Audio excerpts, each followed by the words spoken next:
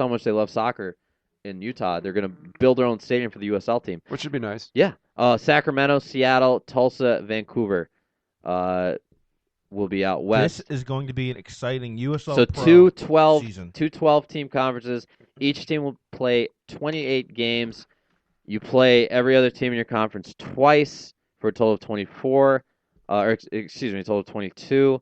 And then you play 6 other additional games against geographic rivals, which means they're now taking the AHL style, and we will not see any West Coast teams. So that's the one negative I think about the new league. We will not see LA this year. We will not see Vancouver. We will not see. It's all about travel. We'll get to see. We're going to see Pittsburgh a million times. A lot. We'll see.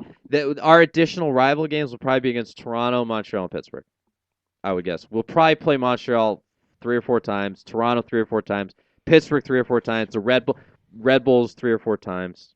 That actually might be an interesting rivalry, playing against the Red Bulls. We'll get some certain fans back. I know. They would love to root for the Red Bulls. Yeah, that's the thing too. I think if you have if you have the Red Bulls or whatever come here, I think you'll get more fans in the stands. Yeah, which we need here in Rochester. It's a big name.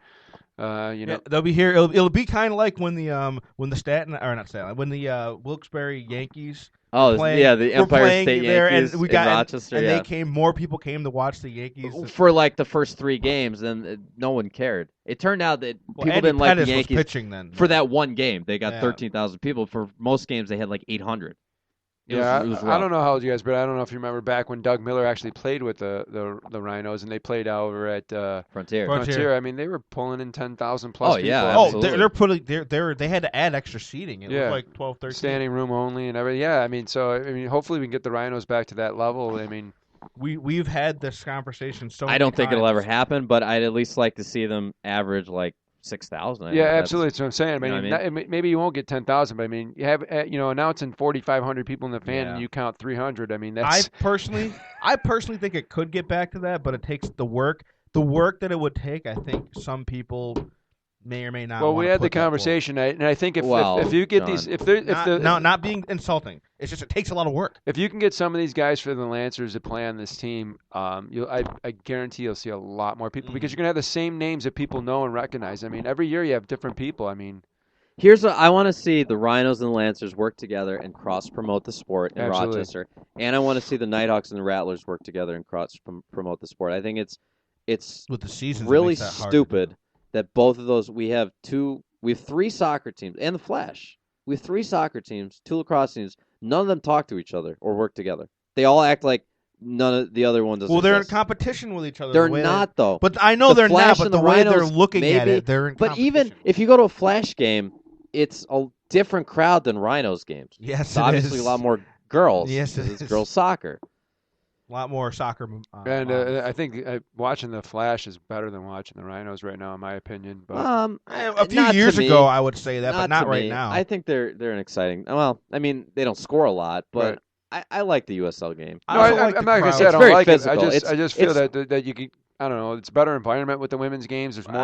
No, that's the one thing I don't like. I like the crowds of the Rhinos. The women's crowd, if you go there and try and do chants, you will be removed by security. The crowd is dead. Yes. Yeah. No, it's not, the Rhinos games are a lot the more one thing exciting. about the women's game is it's more technical, way more technical than the USL. And it's a higher level too. The USL is like NCAA, where it's rough and tough soccer. Yeah. You know what I mean? Yeah, but I agree with that 100%. The women's game, you'll see some great skill and world class.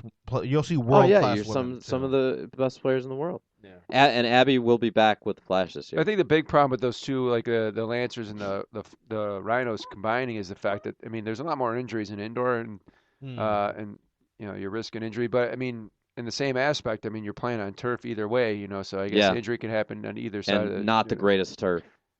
On both sides. Yeah, absolutely. Salins is not known for having good turf. No, and they let it go because they let all these different people play on it. Football, soccer, hockey, rugby, whatever. Concerts. They had a couple rap concerts last year. Well, they also had the big the drum and bugle corps. The big Rover concert. There's a ton of concerts. Yeah. Oh, the huge one. Bonsai. Oh yeah, Bonsai. Yeah, Bonsai. Yep. Yeah. Yeah. So it kills the turf. I had to work. Well.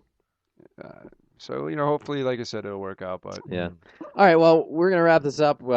We went way over again, which is cool. We had a lot to talk about. Extra show. Want to thank our sponsors, our wonderful sponsors, Salvatore's, the Lancers, the Rochester RazorSharks. Again, the Lancers' next home game will be Valentine's Day, February 14th, 1 o'clock against the Harrisburg Heat. The RazorSharks will be home 2 days later, February 16th, against the Lynchburg Titans, 1 p.m. Also, Mirage, Leroy Discount Liquor, Joey's Plays, and Rochester Sports and Physical Therapy, too. Remember, we are simulcast on Tuesday nights on latenightsportsradio.com. You can find us also on demand after that on latenightsportsradio.com. rocksportsnetwork.com is our home page. Please support the other shows on there. And the Rock Podfest. All of the rockpodcast.com podcasts will be at the Record Archive February 6th and 7th. Our live spot will be February 6th, Friday night, 7 p.m. Be there. We'll have a guest. It's going to be good. Not sure what we're going to do, but we'll have a guest. If you want some laughs, check out Chamber Boys. Yes, Chamber Boys are great. They're on tonight if you're listening live, Monday nights, 9 p.m. on YouTube, or go to their Facebook at Chamber Boys. Thank you guys for listening, and we'll talk to you next week. Good night.